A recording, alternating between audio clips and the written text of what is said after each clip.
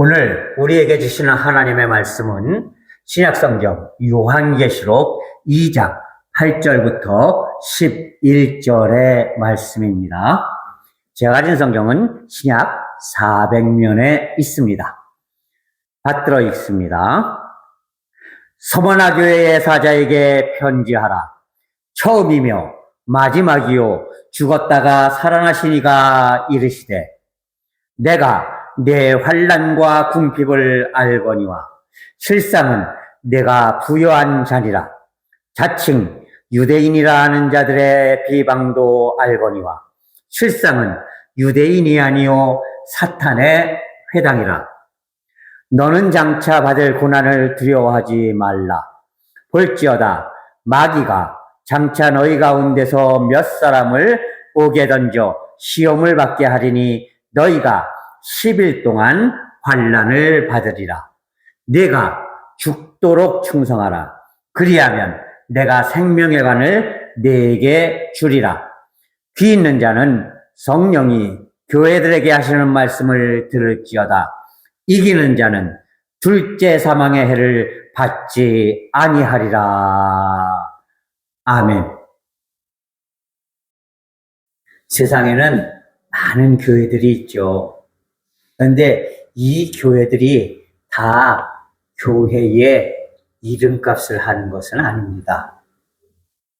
어떤 교회는 진짜 많은 이들에게 칭찬을 받는 그런 교회들이 있습니다.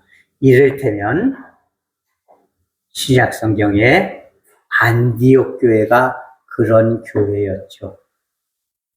너무나 많은 사람들에게 칭찬을 받는 교회였기 때문에 초대교회에 가장 모범이 되는 그런 교회가 될 수 있었습니다. 그런가 하면 어떤 교회는 잘하는 면도 있지만 잘 못하는 면도 있어서 그저 그냥 보통 교회구나 이 정도 생각되는 그런 교회들도 있습니다. 이런 교회들은 하나님 앞에 칭찬받을 일도 있지만 그러나 하나님 앞에 책망을 받을 일도 흔히 있다는 얘기예요. 이런 교회들은 칭찬은 하나님 앞에 칭찬대로 받겠지만 그러나 자신들이 한 잘못에 대해서는 또한 그 대가를 반드시 받아야 할 것이라는 사실을 우리는 깨달아야 합니다. 그런가 하면요, 오직 교회답지 못해서 차라리 저런 교회는 세상에 있을 필요가 없는데 하는 그런 교회들도 있습니다. 온통 이 기독교인들과 교회를 욕먹이고 손가락질 받고 그리고 차라리 저런 교회는 없었으면 좋겠는데 하는 그런 교회들도 있는 것이죠. 세상에는 이런 모든 교회들이 항상 섞여져서 있습니다. 하나님 앞에 칭찬받는 교회만 있는 것도 아니고요. 하나님 앞에 책망만 받는 교회만 있는 것도 아니고요. 또한 하나님 앞에 칭찬도 받고 책망도 받는 그런 교회만 있는 것도 아닙니다. 이 모든 교회가 세상에는 다 퍼져 있으면서 나름대로 이제 세상 사람들에게 욕을 먹기도 하고 때로는 칭찬을 받기도 하고 때로는 존경을 받기도 하고 이러면서 이제 세상에서 교회의 역사를 유지해 가는 것입니다. 초대교회 때도 마찬가지였죠. 요한계시록이 편지를 보내고 있는 7 교회들이 있습니다. 여러분, 여기서 이 7 교회라는 것은요, 단지 소아시아 지역에 있는 대서버두사빌라 이 7 교회들만 얘기하는 게 아니라 7이라는 숫자는 완전 숫자예요. 다시 말해서 세상에 있는 모든 교회들이 바로 이 일곱 교회의 모습들을 다 가지고 있다라는 겁니다. 그래서 이 일곱 교회들을 향해서 하나님께서는 칭찬도 하시고 은혜도 베푸시고 그 상을 이야기도 하시고 때로는 이제 죄송합니다.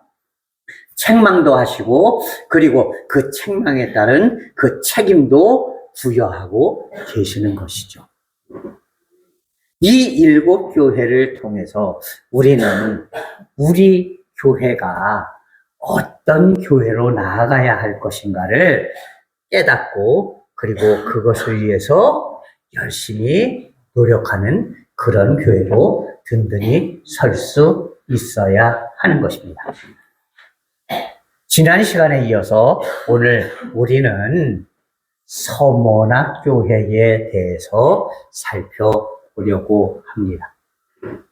이 서머나 교회는요, 사실 아주 미약하고 약한 교회였습니다.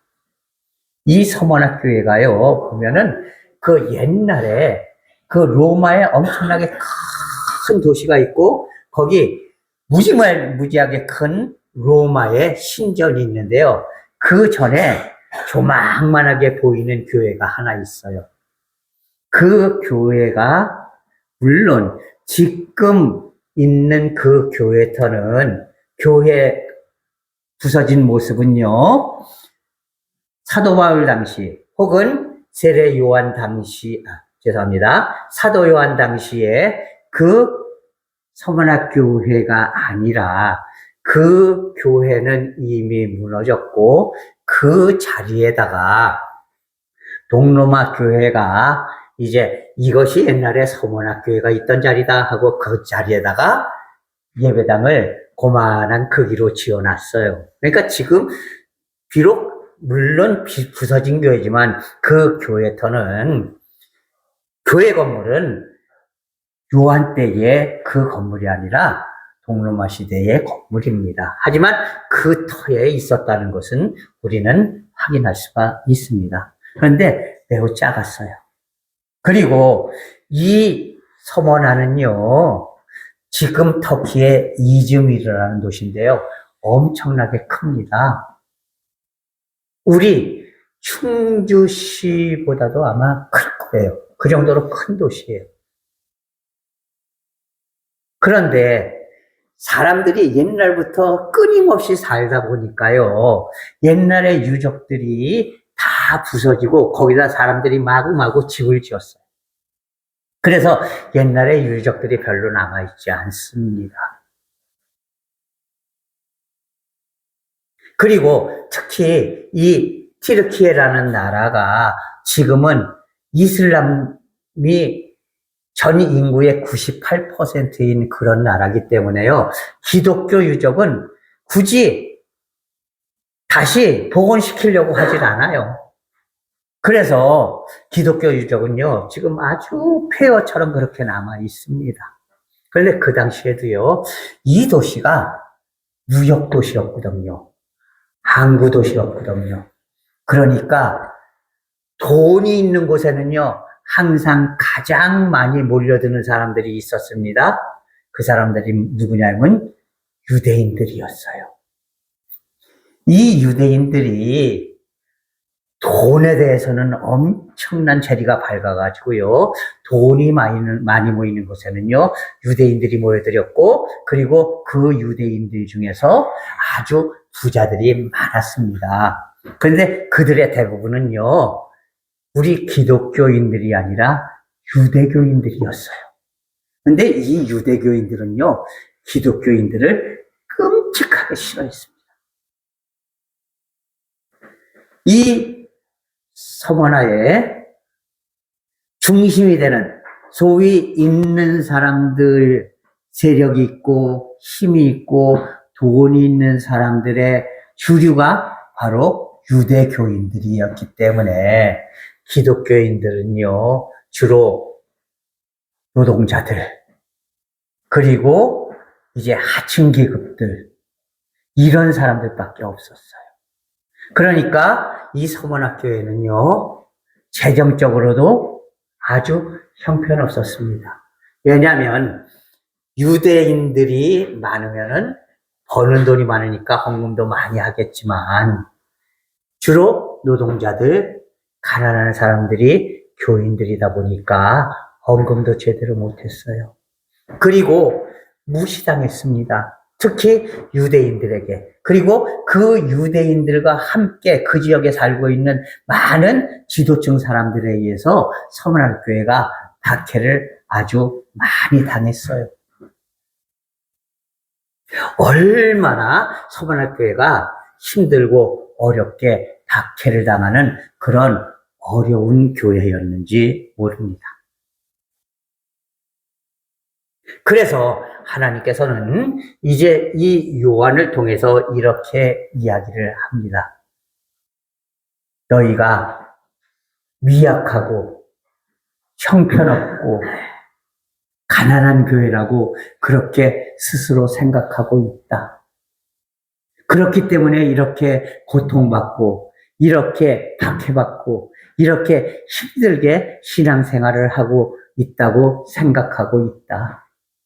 그러나 실질적으로 보면은 이 지역에 있는 모든 교회들 중에서 너희 교회만큼 부요한 교회가 없다 하면서 이 어렵고 힘든 서문학교회를 향하여서 하나님께서는요 한마디도 책망하지 않으시고 오직 칭찬만 하셨다는 사실입니다.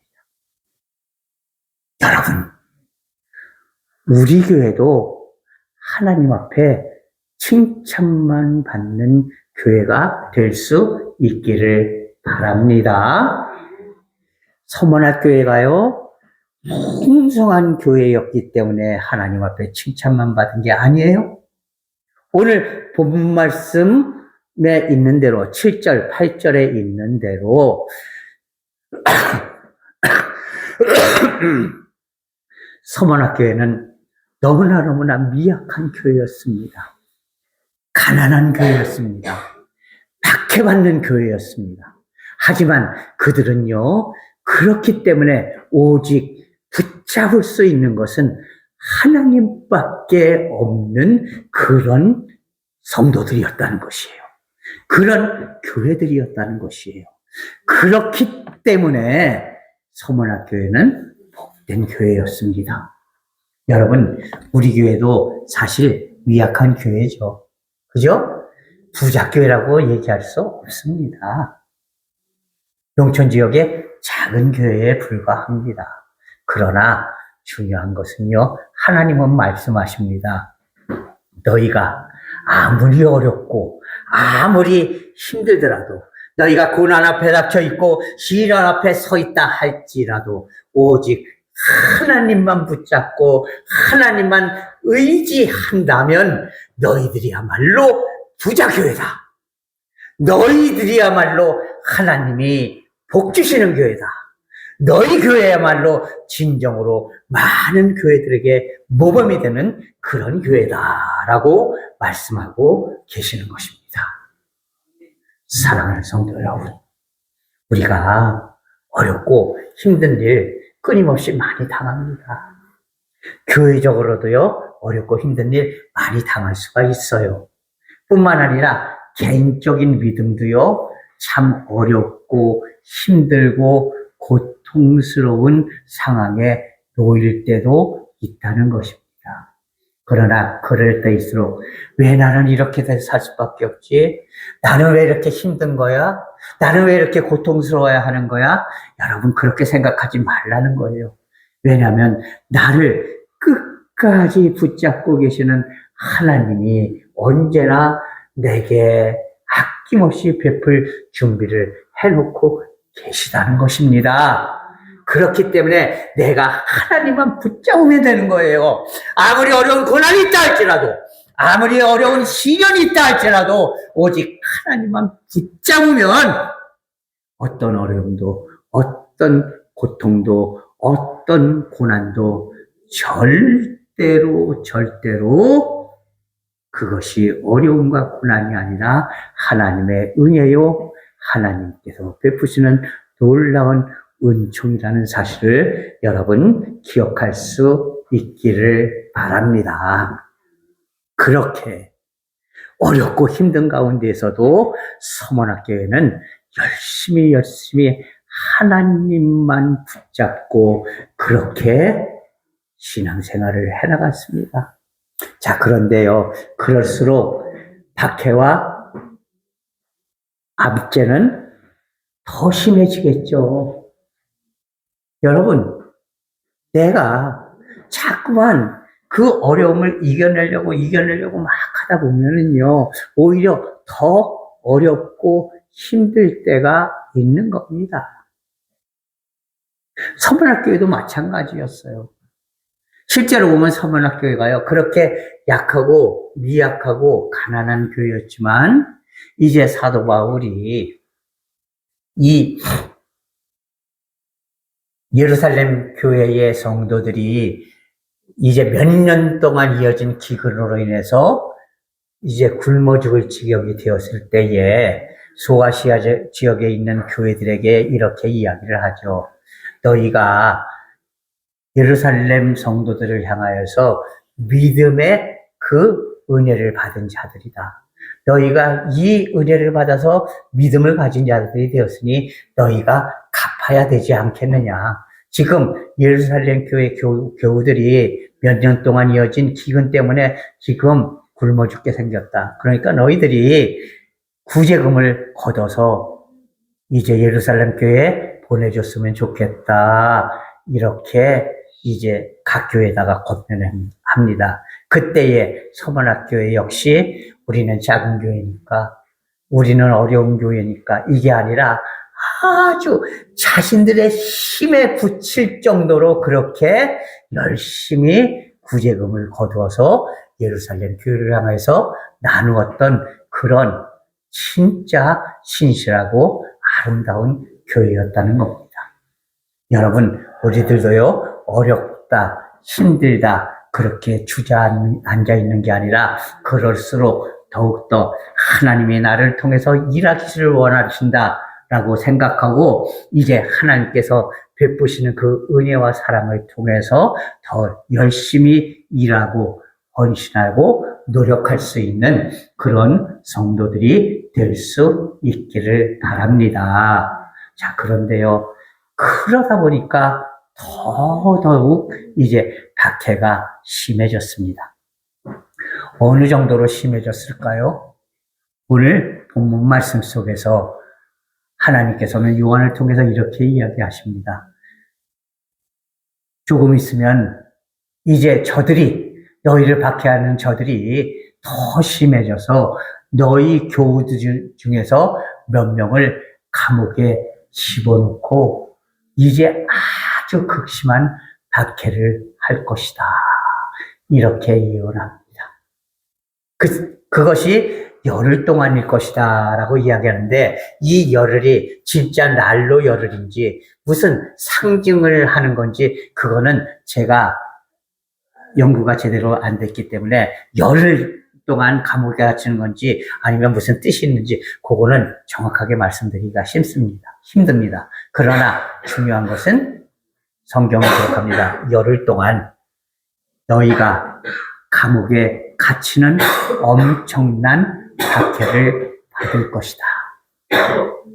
자, 그런데요, 거기에 대해서 하나님께서는 또한 이렇게 말씀을 하십니다. 내가 죽도록 충성하라.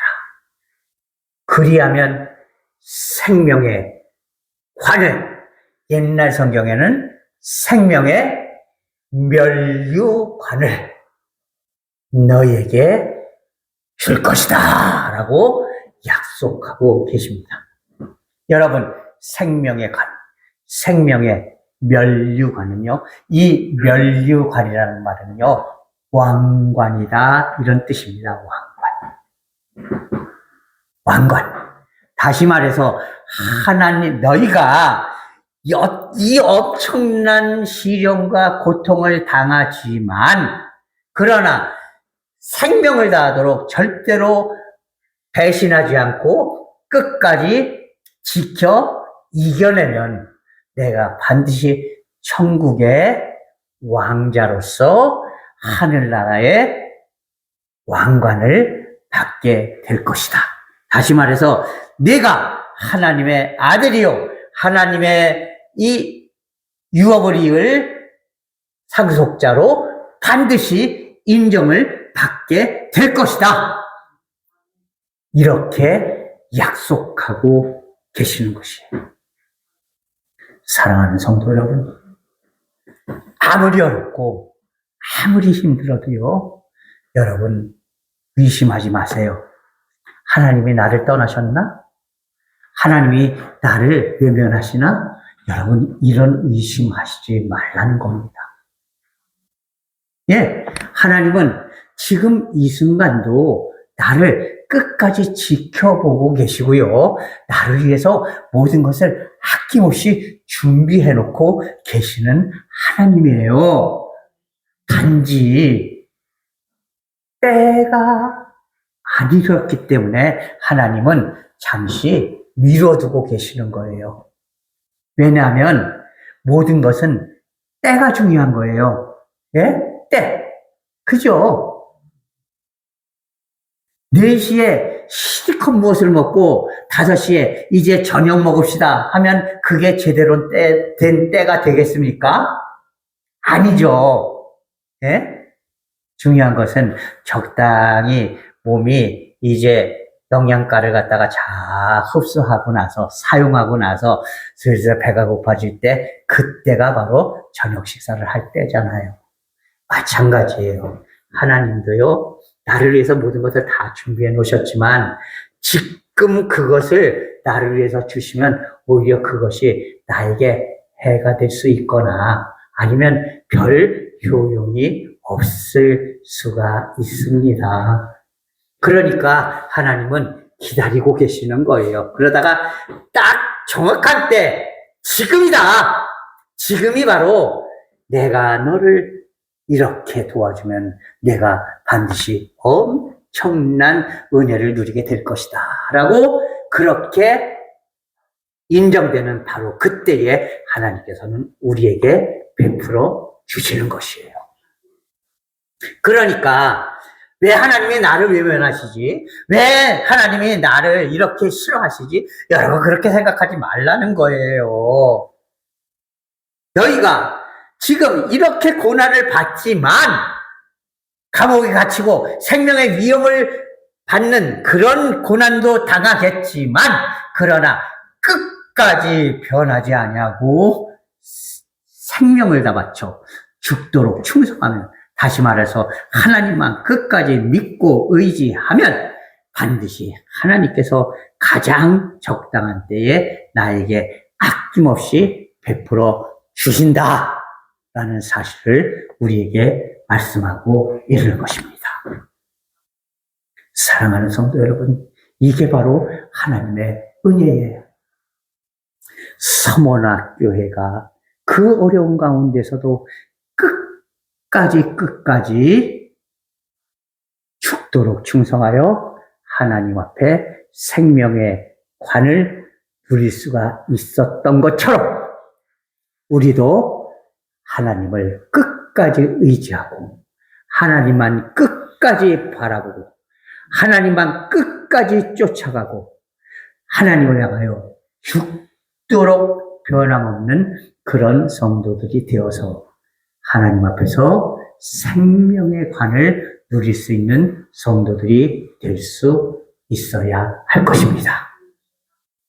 마지막으로 서머나 교회를 향하여서 하나님은 이렇게 말씀하십니다.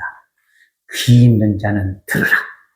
예, 이제 지난주부터 7주간 이제 주제가 바로 귀 있는 자는 들으랍니다. 오늘 성경 말씀, 귀 있는 자는 들으라. 끝까지 승리하는 자에게는 내가 반드시 둘째 사망의 해를 받지 않게 할 것이다. 다시 말해서 하나님께서 선택하여 주셨으니 절대로 버리지 않으신다. 이런 뜻이에요. 예, 하나님께서 나를 버리시면 우리는 다시 사망으로 빠지잖아요. 그죠? 처음에 사망에 있었는데 생명으로 온 거였다가 다시 사망으로 빠지니까 이게 무슨 사망이에요? 둘째 사망의 해예요. 그런데 둘째 사망의 해에 빠지지 않는다는 얘기는 무슨 얘기입니까? 절대로 하나님이 나를 버리시지 않는다. 이런 말씀인 것이에요. 하나님은 바로 이런 분이에요. 하나님은 끝까지 나를 지켜주시는 분입니다. 사랑하는 성도 여러분, 소문학교회가 그랬던 것처럼 비록 연약하고 힘들고 부족하지만 끝까지 하나님만 붙잡아서 하나님 앞에 칭찬만 받을 수 있는 우리 샘물교회가 될 수 있기를 바랍니다. 우리 샘물교회 모든 성도들이 될 수 있기를 바랍니다. 어떤 고난과 어떤 역경이 나에게 닥쳐온다 할지라도 죽는 순간까지도 절대로 하나님을 배반하지 아니하고 끝까지 하나님을 움켜잡을 수 있는 그런 성도들이 될 수 있기를 바랍니다. 그래서 우리 샘물교회 모든 성도들은 하나님께서 베푸시는 생명의 관을 누릴 수 있는 성도들이 될 수 있기를 바랍니다. 그리고 하나님께서 약속하신 그대로 끝까지 절대로 하나님께서 버리시지 않겠노라는 이 약속이 지켜질 수 있도록 이제 마지막 순간까지 오직 하나님만 바라보고 의지하며 살아갈 수 있는 그런 믿음의 성도들이 될 수 있기를 주님의 이름으로 간절히 부탁을 드립니다. 기도하겠습니다.